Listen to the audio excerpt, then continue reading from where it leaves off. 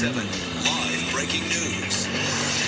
A fifth night of protests against ICE raids in Los Angeles ending once again in clashes with police. LA leaders putting a curfew in effect, and tonight officers are seeing it through with arrests.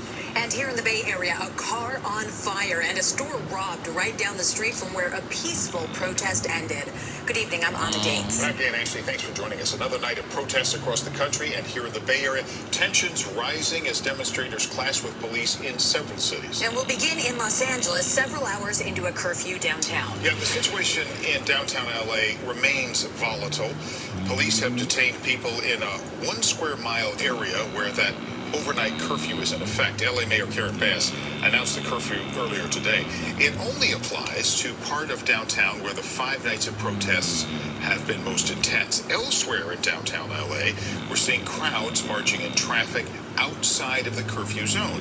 Police are keeping close watch on those activities. Of course, tonight, they have arrested about 200 people today.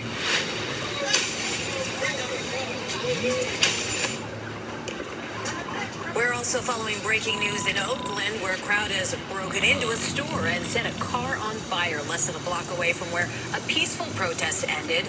This video is from the Shake store on International Boulevard.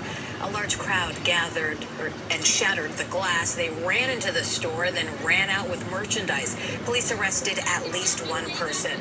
And just hours before, a large crowd gathered for a peaceful protest at Fruitvale Plaza.